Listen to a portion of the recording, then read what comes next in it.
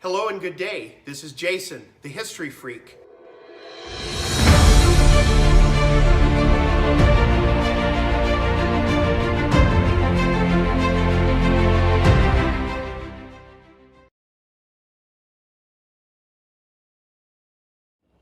Welcome to a new episode of the History Freak. In today's episode, we're going to be talking about collecting Napoleonic memorabilia and ephemera from the age approximately 1795 to 1815. And we're also here with a new contributor to the History Freak, Richard. Welcome, Richard. Thanks, Jason. Appreciate you having me here. Well, it's great to have you here in this fireside chat, socially distanced, I might add. And a little bit about Richard. He is a collector and expert in antiquarian sports memorabilia. And we don't currently have any shows planned on that topic for the foreseeable future, but in the next year or two we might. So I hope to have Richard back to talk about that. But a little bird told me that Richard is also an expert in his own right in Napoleonic era body armor and bladed weaponry. Who knew? That's right. Well, that's great, because today we're going to showcase some pieces of ornamental and actual use body armor elements from the Napoleonic era. So I want everyone in the audience to give a warm welcome to our guest expert, Richard, and we'll just dive right in with a few questions for him. Thanks. So in this episode, we're going to be showcasing a Napoleonic French First Empire gorget. And Richard, I want to turn to you. What's sort of the background or the history of the gorget as a piece of body armor? So, Jason, the gorget primarily originated in Europe, starting off as cloth or leather, and then it eventually moved to metal to protect primarily the throat area from a thrust or a slash from a blade. Very good, very good. You learn something new every day on the History Freak from one of our experts. Well, let me ask you this. In the Napoleonic era, late 1700s, early 1800s, how did the gorget evolve? During that period, it moved from more of a functional to more of an ornamental piece, and it was used primarily to denote the regiment that that particular gorget was representing. Excellent, excellent. So the officer's regiment was denoted more of an ornamental piece. Interesting.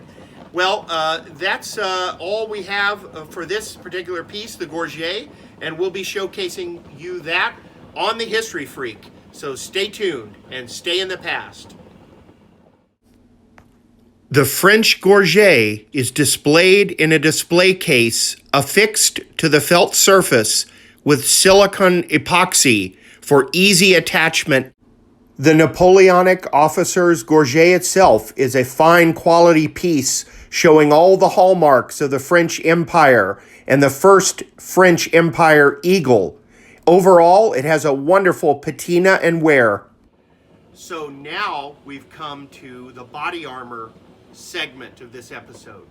And I'm going to be also showcasing to you, the audience, an incredible Georgian household cavalry breastplate that's very ornamental from around 1815, which is the time frame of the Battle of Waterloo.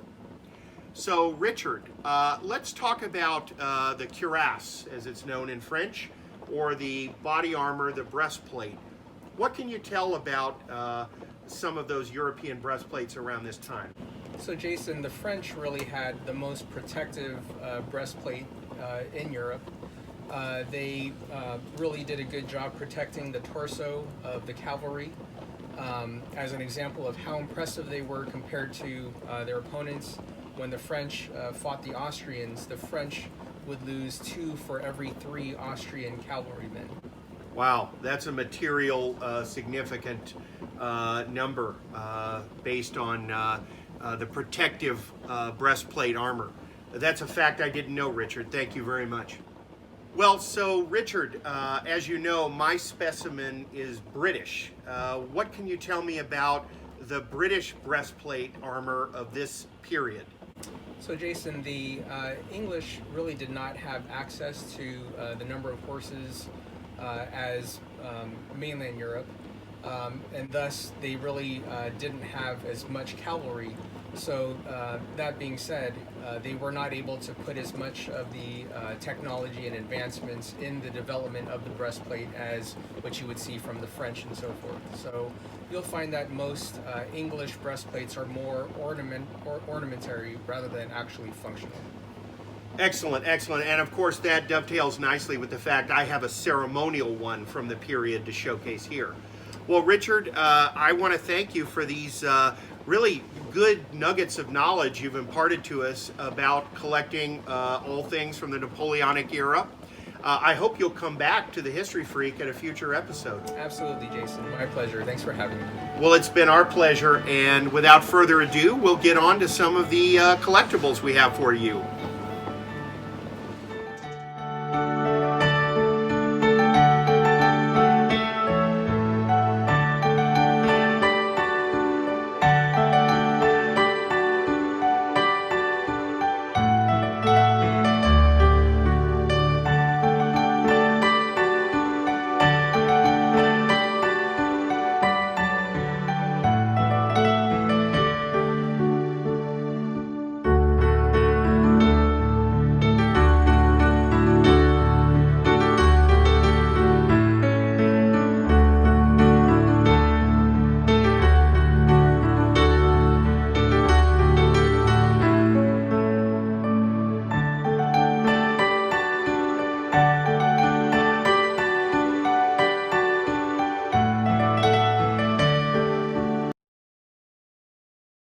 And here we have from IMA, this was part of a once substantial naval collection of the Royal Navy Napoleonic period pieces.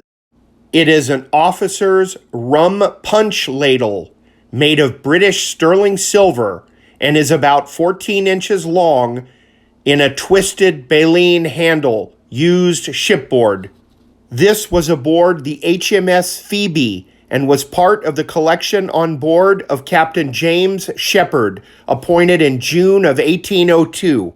And here is a true relic of Waterloo, a personal-size water keg that was carried by infantry of the line, used in battle and in encampment, a delicate and old piece.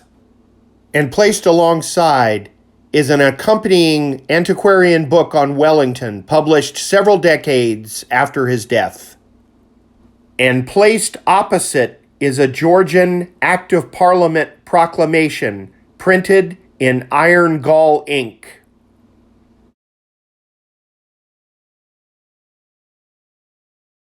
Next, we have an original First Empire French cuirassier helmet plume made of horsehair, a quite remarkably preserved piece.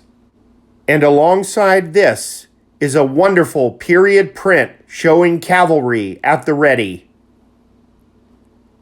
And last but not least, a special and rare item as only shown on the History Freak, a British Georgian household cavalry cuirass or breastplate dated to 1815. Here it nicely bears the cipher of King George in the center. The cuirass was used by the French, the Russians, Prussian regiments, the Kingdom of Saxony, Spain, and Westphalia. British lifeguards and Royal Horse Guards adopted the cuirass and used it as a ceremonial piece or on maneuvers as well. Thank you once again for joining us on the History Freak and exploring all things Napoleonic.